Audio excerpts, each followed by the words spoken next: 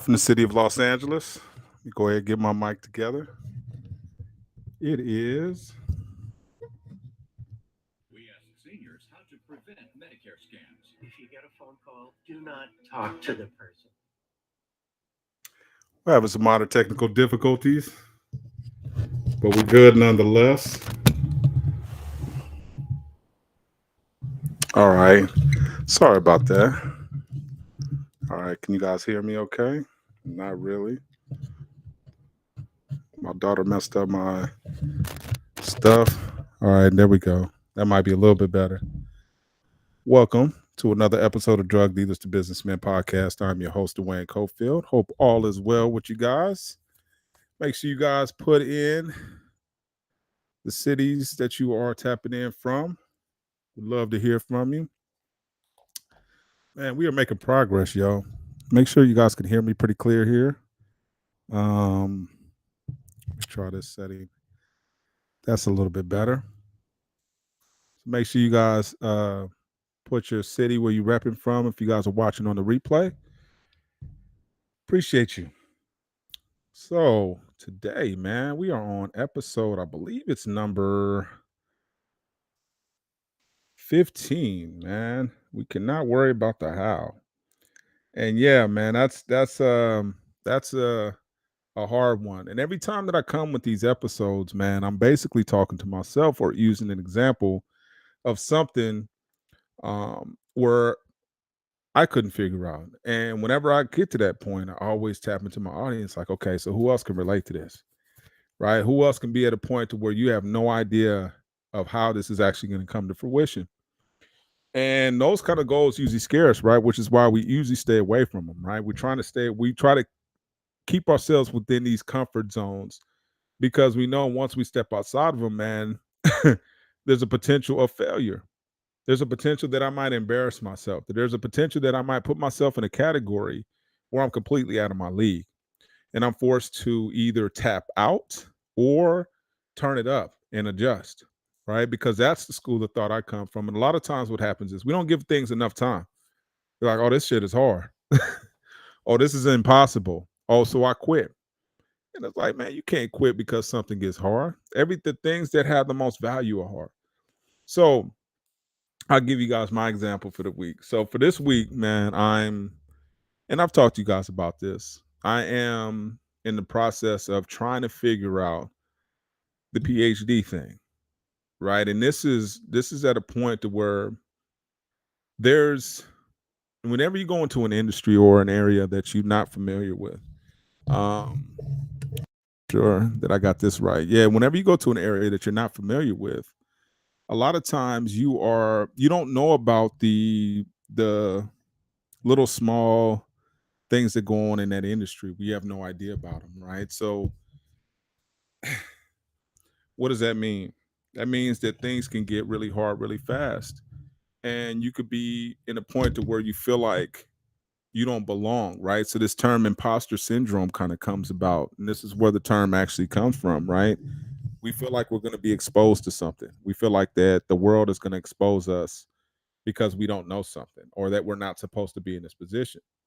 Now, what I do pride myself on is constantly being in that position, right? The only thing about life is uncertainty. There's nothing certain about life. Life changes all the time. And to get ahead of that, we need to be proactive in how we're actually going about our changes.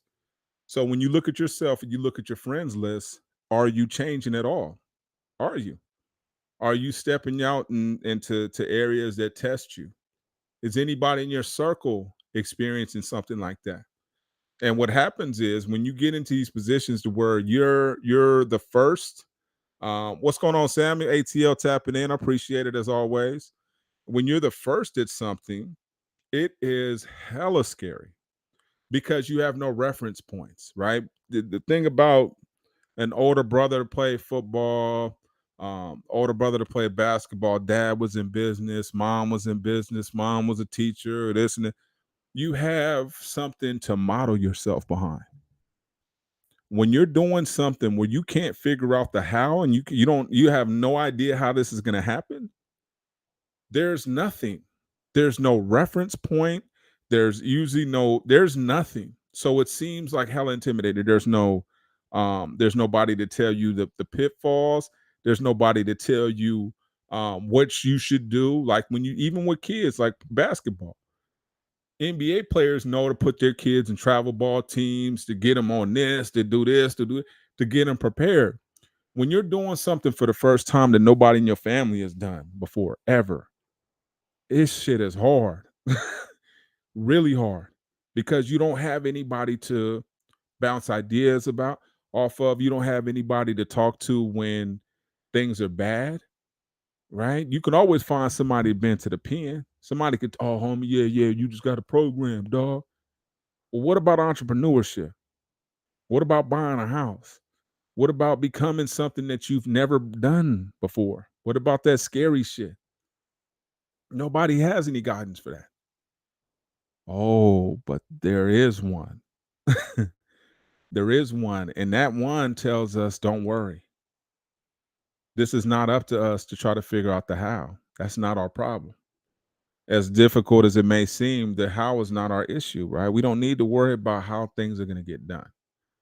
What we need to worry about is making sure that we have the focus and the intensity enough to where we push through in spite of. Because there's going to be obstacles. There's going to be super obstacles, especially when you get on this course. Things are going to be thrown in your way that you had no idea were going to come about. And in that same breath, though, they're going to be angels and people that come based on your intent, right? These people aren't friends. I mean, they may be friends, but they're oftentimes, you don't even know who these people are, and they magically come into your life and change it. I was looking for mentors for research for this PhD, because you got to have people guiding you, right? Writing your personal statements, making sure your academic um, grades are correct, making sure that you're part of the right organizations, making sure that you're saying the right things and really developing these relationships that could potentially help you get there. So there's a whole strategy to that. And that's super intimidating, because the people that have already been there aren't telling you much, right? Or at least the ones you think that should be telling you, right? So what happens is God sends you angels anyways. So whatever you haven't figured out, or you feel like you can't get, like there, you ever see that like when you um or at a movie when they get to a bridge and they can't cross it, and it's just like, oh, I got to get to. God fills that for you. That's where God comes in. He actually fills that part of the bridge for you so that you don't have to worry about it.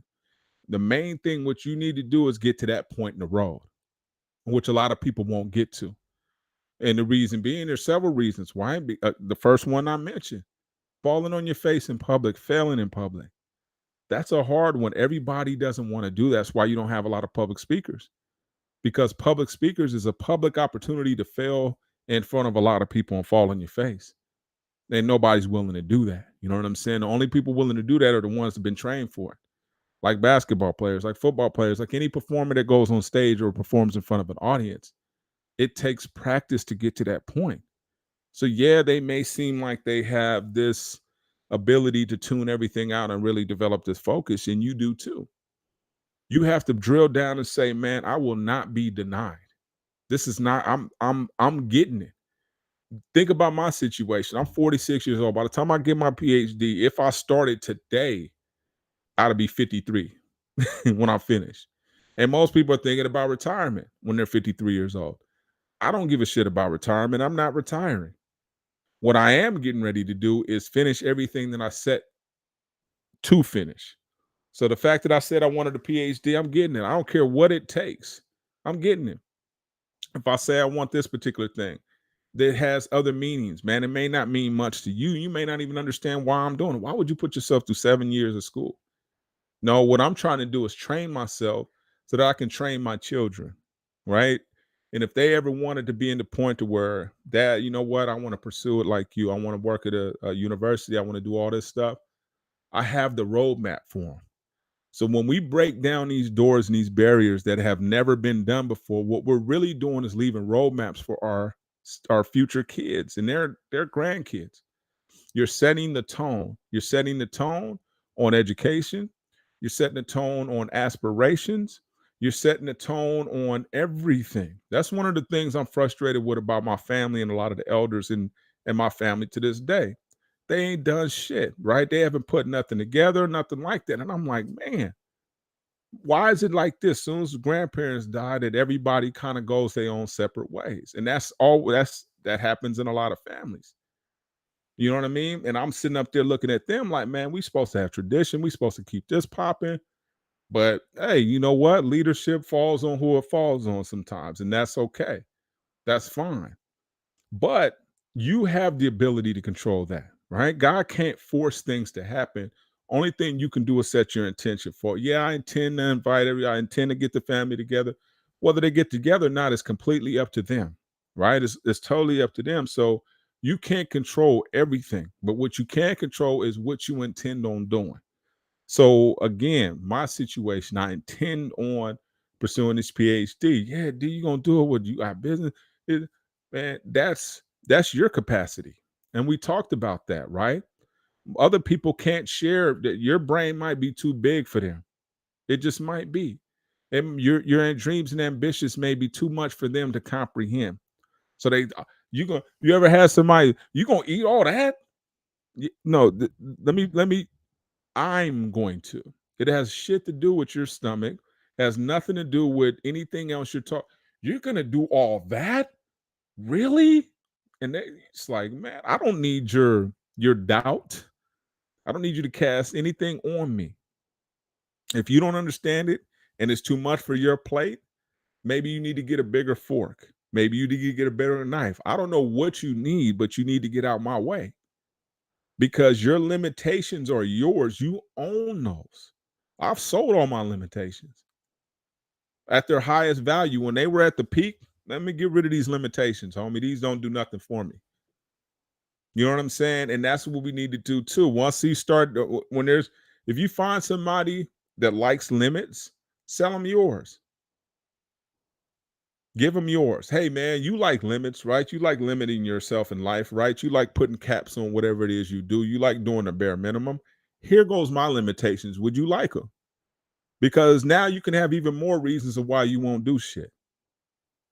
And that's a scary proposition. Hey, man, here are my limitations because you aren't, I don't want them anymore. Master P said no limit. A lot of people wasn't understanding what he was saying. There's none. The only limitations I have on myself. And I can't worry about the how of anything. That is none of my spiritual business, as Les Brown says.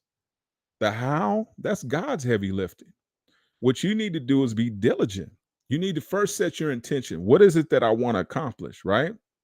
What is it that I like to accomplish? What's going on, family? Appreciate you tapping in. And set forth the intention on walking towards that goal every day. Now, the one thing that I do want to stress is that you have to do the work. You have to do the work. So I know I want to pursue a PhD. I got to retake this damn GMAT test, which is all high school algebra based. Thing I wasn't strong in. So you know what I'm doing every night? Khan Academy, dog. I'm on Khan Academy. I'm learning geometry, Pythagorean theorem, you name it, graphing inequalities. I'm going through all that shit all over again from the basics, right? And you can go on a Khan. It's a free deal. Test you and everything because I'm doing whatever it takes to get there. I'm not worried about the freaking how. I can adjust my how. How do you do that? By working diligently every day. In addition to that, I'm reading academic articles 2 a night. Let me show you guys something. So what I got to do, I told you guys the other day, I write down all the theories that I'm learning, right? So as I'm reading these academic articles, because you guys got to remember, I'm trying to prepare myself to be something, the top 2%, top 2 or 3% of all brains in the world, which is hella hard, right? So I gotta do stuff that isn't normal. So these are, you guys can let me put in the camera. You can see right here. These are and there's a whole bunch of them. I just keep going, just writing theories. So every time I read something, I write the theory out. Because when I was reading these academic articles, I'm wondering, I'm like, how the hell do they know what theory to use? These are all basic questions, right? Because the thing about success is it's not so much about what you know, it's about knowing what question to ask to get the answer.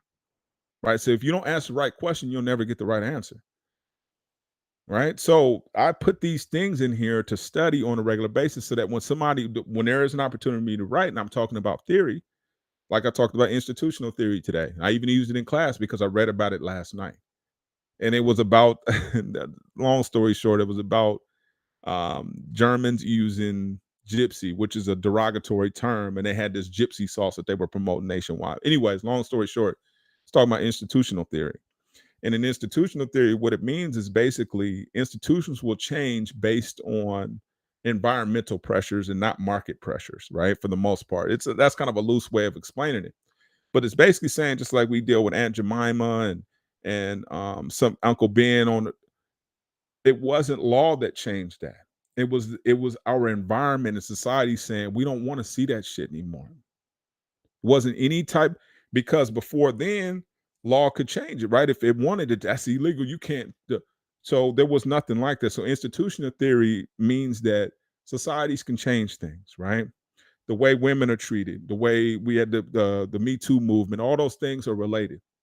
I'm digressing a little bit, but what I'm trying to show you is I'm working my ass off every day because I still know God has to do work, but I'm proving to God I'm working towards it too, man. We both going in the same direction. I believe you're gonna do it for me, but let me do my part too.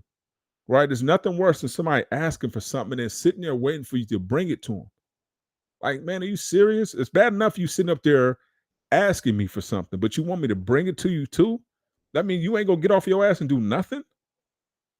That's not how God works, right? God wants you to be with him. He don't need you to do his work because we can't do his work. But what he does need to do, does need us to do is ours. Because not only is it changing other people's life, but people that are watching us, right? That's why it's so important to do stuff. And you don't want to be to the point to where you're bragging, but you want to let people know I'm accomplishing shit. I'm failing, I'm trying, it's hard, I'm hitting my head, but I'm trying. That's what you letting people know. That's why I show up every day because I'm sitting up here like, homie, I'm out here trying, I'm bumping my head, but I'm figuring it out, right? I want to be Professor Figure It Out. That's really what that's my new um my new moniker, right? Professor Figure It Out. Because that's basically what we're doing is we're figuring this shit out as we go. Nobody has the blueprint for it unless somebody already modeled your life for you. But other than that, we're trying to figure this stuff out as it comes. Especially me. I know for me, this stuff is all new. Education wasn't promoted. It was military and follow, whatever somebody else was doing. That's what was promoted in our family. But it wasn't step outside and be somebody different. Because then there's no support for that, right? Because a lot of times it's not that they don't want to support you, they don't know how to support you. So that's okay, right? You don't have to worry about this. Some people are lucky enough to have people rah, rah, rah, and cheering them and giving them blueprints. And here, man, here's how you run faster. Because there are people like that, right? When you go into business, it's uncles and hey, man, here's this, man. Hey, man, I know a guy that does this and putting you up on game. I'm that type. Right. I always wanted to be the uncle that I wanted to be. Right. That I wanted. Right. I got the hook up on everything. I know how to do this and this and that. Just putting you up on things, bringing you on teams, exposing you. That's me. Right. So sometimes you have to be what you want or you desire to see. So that's why it's so important to be out. I don't want to say braggadocious, but be out front with what you're trying to accomplish, right? And if you fall short, be out front with that too, because people resonate and find a lot of meaning and depth in your failures. What makes success stories? Not I was balling like everybody talks about Elon Musk or whatever, but he already came from success. His mom was like a supermodel. His dad was. It was already set up like that. So they try to position it like these are real struggle stories, but that's not the case. I'm not taking anything away from what he achieved. But what I'm saying is there's different circumstances for different people, and we have to understand that, right? In our situation, Ours particular, the way our journey and our walk is ours, right? Because a lot of times we start looking at other people and their success stories, like an Elon Musk or Jeff Bezos or whatever, we'll get jaded. We were talking about self-esteem and self-concept today in class, right? And how a lot of times we buy products based on how we feel. And a lot of times we buy these products in order to help us boost our self-esteem. So our self-concept, the way we see ourselves, is everything. And how do you see yourself? You see yourself as somebody who can accomplish this, somebody who's deserving of this particular title or whatever it is. I do. I want to be that success story that they say, damn, we've never heard of a story like that. And not for bragging purposes so I can get on Oprah and I can act all. I'm over that. I used to want that. I promise you I did. I used to want that. And that was ego talking. That was like, man, you doing this for the wrong reasons, homie. You're supposed to be changing lives, not trying to get booked on Oprah Winfrey. You got to switch your direction, dog. That ain't it. You got to be out here really changing lives. And the only way you can do that is by changing yours in public, which means you got to share things. You got to expose yourself. You got to be a little bit transparent in order for people to really buy into what you're saying. And I'm not selling shit. That's the crazy part about it. I don't have nothing for sale. These mugs, man, you can email me, I'll give you one. I got a whole bunch of them, shirts and all that. I'm not selling nothing. That's not how it works. Game is told, not sold. It was the cheap ass cat that told you the game was sold, not told. Because the game really comes from God. So if you're selling something that he gave you, that's called resale fraud. He gave you that. And you're gonna resell it to somebody? What if he did that to you and made you and taxed that ass, right? So I'm a firm believer in giving away the game, right? If you're gonna get more. Now, if that's your last little hurrah, hold on to it, homie. But other than that, move on. God's got bigger and better for you, right? It's us that we're sitting there trying to hold on to something, man. I tell people that all the time, man. You can't grab nothing. Your hands ain't open enough when you're holding on to something else that doesn't matter anymore. And it takes a lot of time for us to move on from things that aren't serving us anymore. That's another thing. Hey, man, this isn't serving me anymore. Let me move on from that so I can open myself up to something that really will serve me, right? And then you have to morph into a different individual.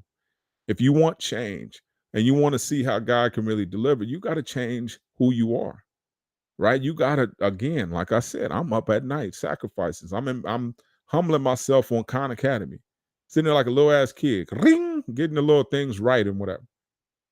I don't give a shit because that's going to help me on that GMAT. Because when I take that GMAT again, it's going to be me and that book or that computer. That's it. Nobody else is going to be in there. It's going to be none of that. So I don't care. I really don't.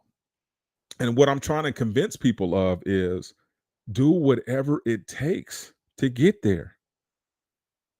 Do whatever it takes to get there. And I'm not saying something unethical doing stuff like that, but if it's above ground, meaning that it's good for you, do it. I know it takes work. I know that, but I we talked about that on my Embrace the Suck episode. Things are gonna suck. Yes. They're gonna be draining, they're gonna be non-rewarding. That's non-rewarding, me learning Pythagorean theorem. It's not. There's nothing there. It almost makes me feel stupid because I've taken algebra classes and geometry classes before. But now I understand why I'm doing it. So I have a purpose now. And I'm not going to be denied. I know where I'm going to school at. I remember me having these doubts when I first came home. Oh man, and God having to correct me. The first thought I gave you, dog, was the one you supposed to rock with. Here you keep deviating based on these other fools and what they believe. But I done put this dream inside your ass. And you're gonna deviate? You're gonna go to the left and to the right. I told you you said you wanted to be an attorney. I told you got it. The hell you want to go do this for? Because somebody suggested it to you. I planted this, you planted the seed. I gave you the fertilization, I sent you water. Why would you change? Because of what somebody else said? Because the statistics said that it's going to be difficult.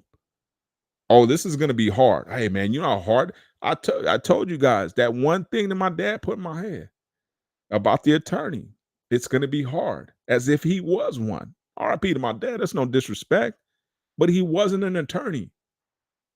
He was basing it on hearsay. That God planted that seed inside of me. It hasn't went anywhere. I might mess around and go take the bar just on GP, just for that purpose, right? Because I can. And that's the thing. Once you have that covenant with God, you have that agreement of this is what's going to happen. He plants the seed. Whoever, whatever agreement that is, you either plant the seed, he fertilizes, whatever agreement y'all have. Stick to that shit, even when you don't see it breaking ground. Les Brown and others have talked about the bamboo tree. It takes 5 years to break ground. You think God's going to be any different? Greatness takes time. Your dream takes time. All that stuff takes a lot of time.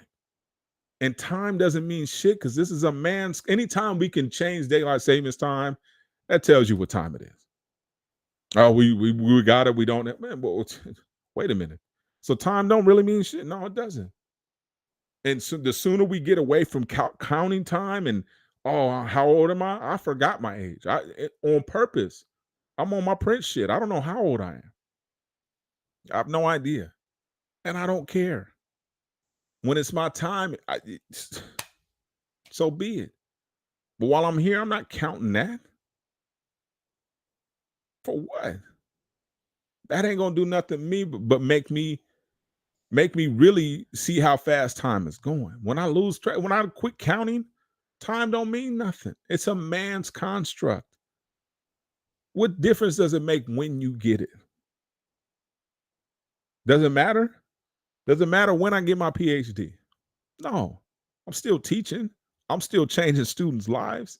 I'm still doing research. So does it matter really? No, that's just a personal goal. You can still do a lot of stuff that you think you can't do without the title. You ain't got to have a title to do that. I need to do this to change the world. No, you don't. Just change you. People are watching you. I don't care how many friends you think you have. Everybody's watching because we have more observers than we have doers. So they're sitting there trying to figure this shit out too. People are following as opposed to leading. So what are you going to do?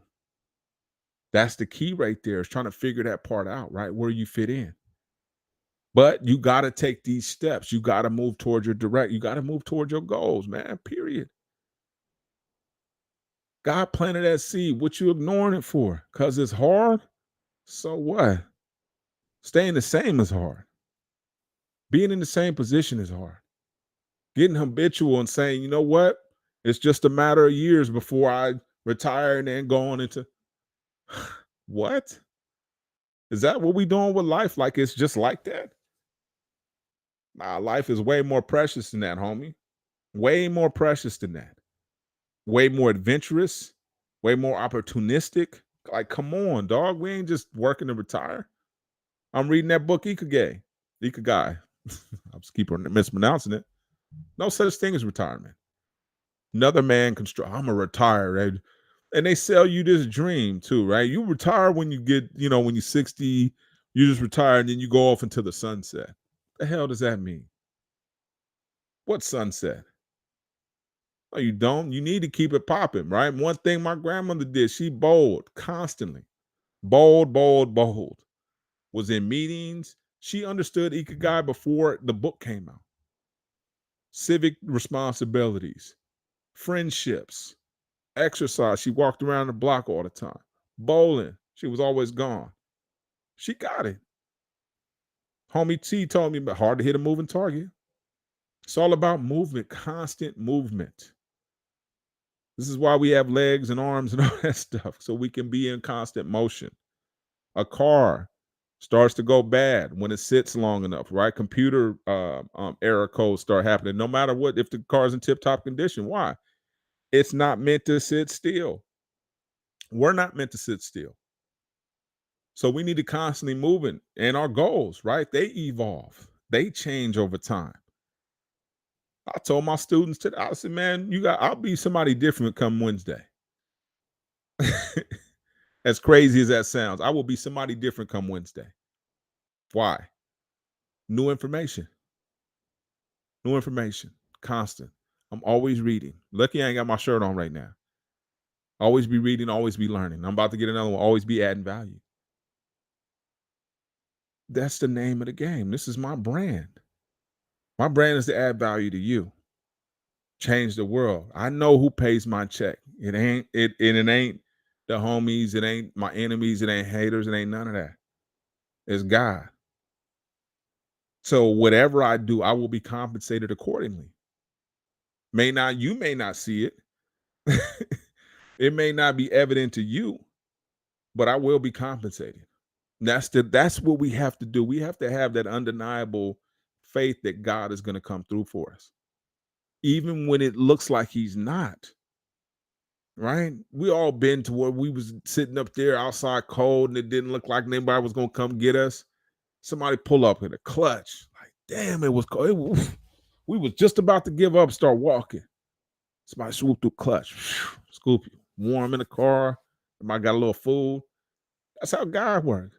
Right when you think you're about to fail, He come through, scoop you up, got a little food, car warm. You know what I'm saying? Your favorite tune might be on, but He comes through with clutch moves. He's not gonna leave you hanging. Why would He do that? I have to convince my son of that all the time. I say, you ain't got to remind me of nothing, dog. I said, once you told me who you are, makes me prioritize it. So once you told me, hey, Dad, you ain't got to say nothing else. When you start reminding me, that means that you don't trust me, or you didn't think I heard you. So one of the two things: you either don't trust me, or you didn't think I heard you. So that's the thing with God is when we like, oh, you know what? I'm gonna sit here until it's safe. You know what I'm saying? I'm gonna sit here until it's safe, and then I'm gonna go try it. Where does it work like that, dog? Where does it work like that? What's up, Peanut? You know what I'm saying? Think about that. So we gotta sit up there and wait until it's completely safe, right? It's almost like crossing the streets. You gotta look both ways. Yeah, you gotta look both ways, but you gotta go at some point in time. Because you keep looking and looking and looking, a car is gonna eventually come. Why? Because you're looking for one. Only thing I'm trying to do is clear the traffic, dog. One, oh, you none out. I ain't even a second thought. I'm gone. I'm not thinking about it. And that's the same thing with God. We gotta be, man, we don't need to see the evidence of how it's gonna play out. We don't need to see the map. Okay, so what is it? So after this, I'm gonna go do this, and then okay, so why do I need to turn left here? You start questioning God's intent. Well, well, how did you get from here to there? You're trying to use man logic. This ain't no man shit. This is spiritual, right? So this isn't, you can't figure it out with your logical ass mind. Your logical mind will talk you out of it if you want to keep it 100. Logic is as a protection thing, right? So it's let me stop you from danger. So logic isn't always the best, right? Especially when it comes to your dreams, man. You got to almost pursue them with a wild imagination, almost delusional. Because if the dream is huge, it's huge. It's going to be beyond your comprehension and everybody else around you. So even when you mention it to somebody, it's going to sound like you bragging. I remember when I was in the pen, there used to be a cat in there from Bakersfield. He would tell stories and be like, man, that's impossible. So depending on who you're talking to, it may really even be impossible. Because the first thing about believing in your dream, you have to what? Believe it. Even when the evidence is telling you, man, hell nah. Though you?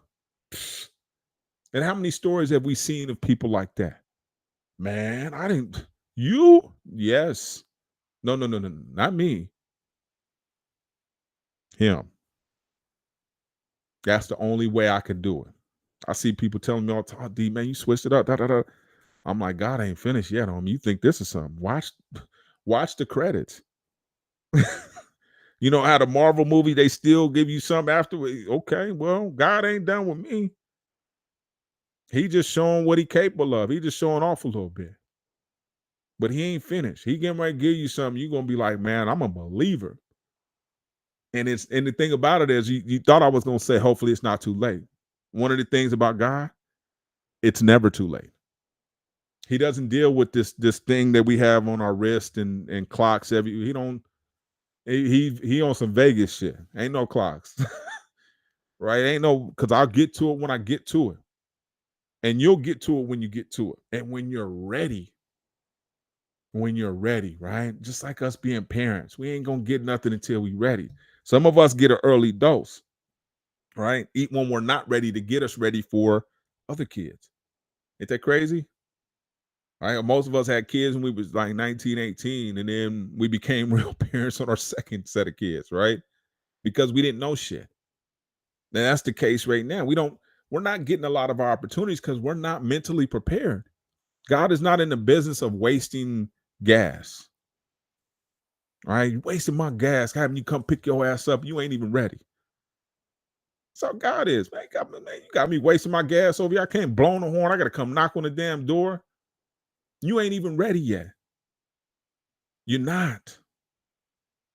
So a lot of times we get premature with how we ask and when we ask for things. We're not ready. We got to get ourselves ready. Even if I was a case like, man, I got into a PhD program tomorrow, I have no idea what I'm doing. As knowledgeable as I think I am, I still have no idea what I'm doing. So there's levels to this stuff, man, and be patient with God's process of how he's taking you through step by step by step by step. And you can't skip any.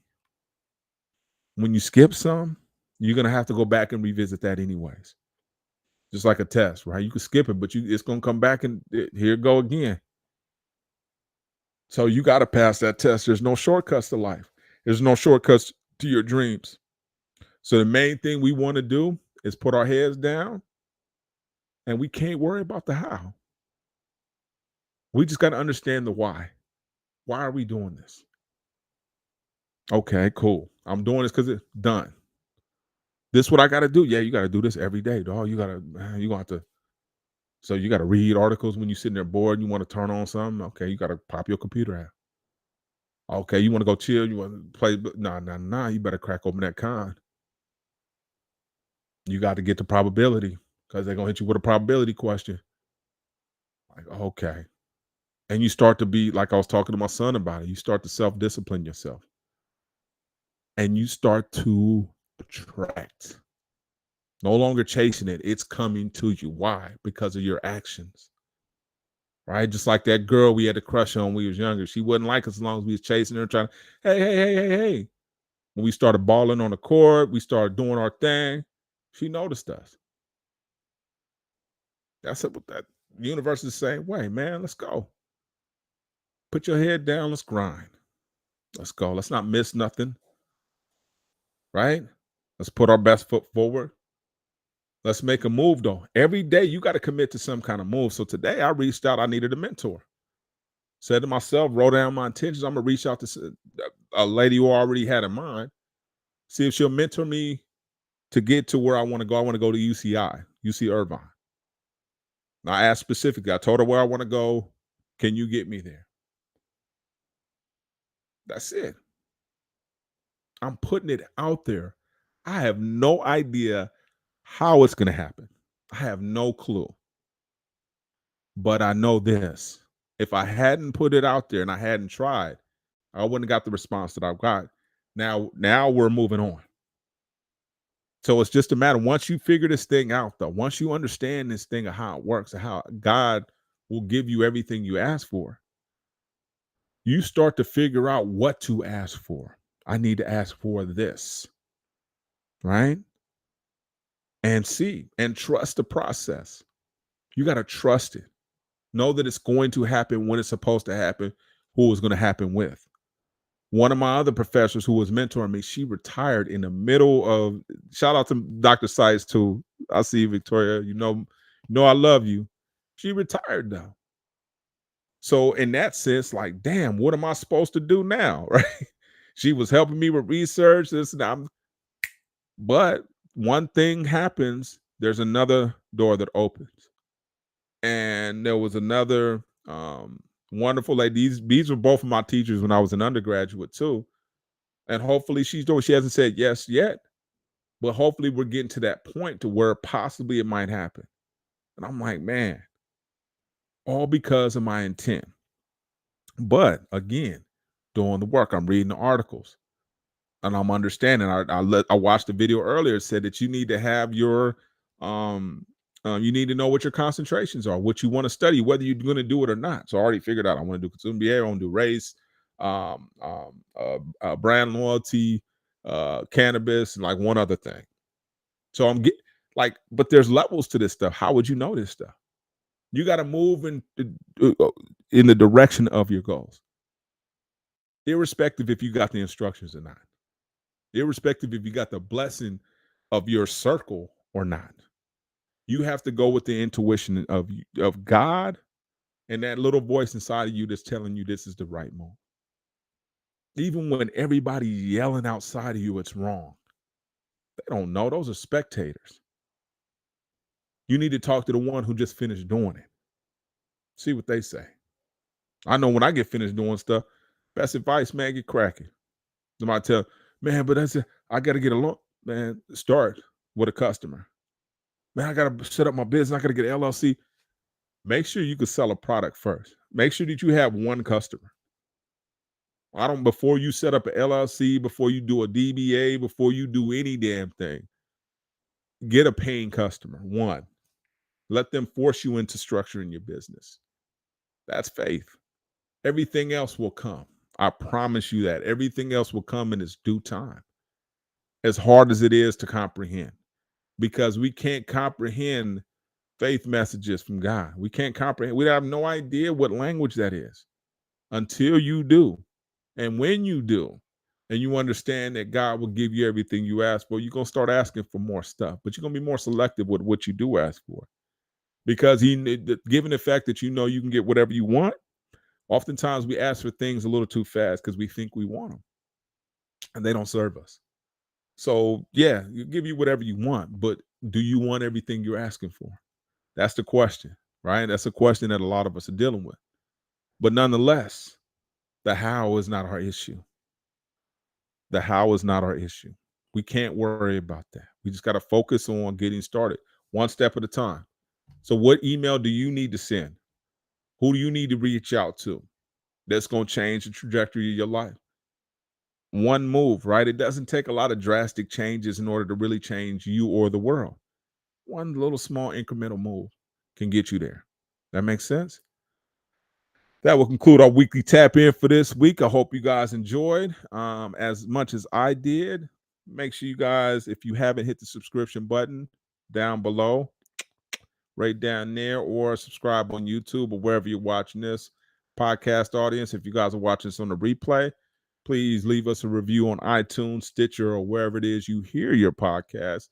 We totally appreciate it. We're still reading Ikigai, which is a really good thing. So let me just show you guys this poster though, so you guys can really get kind of the gist on what it is. So you can see right here. Let me pop open one of these. Let me see. Screen share. That's the Ikigai notebook. No, so you can see right here. Where's the show of that?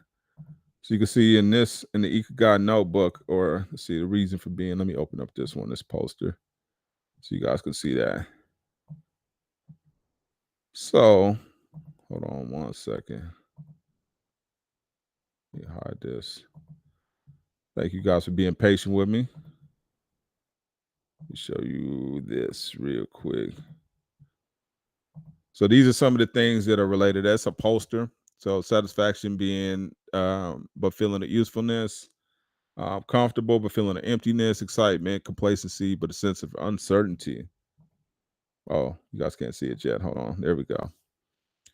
So this is a little post on Ikigai. But you can see, do what you love, passion, mission, profession. What can you be paid for? What are you good at, and what the world needs? So once you figure out those things, and also it goes into more stuff on this, but really, really good. Hopefully you guys take advantage of the book. I try to put you guys up on game. I really do. because I'm an avid reader and I know reading changed my life. So again, that will conclude the weekly tap in for this week. Hope you guys are doing well. Make sure you check us out next week. We have a really, really good one. And I'm tapping out. Peace.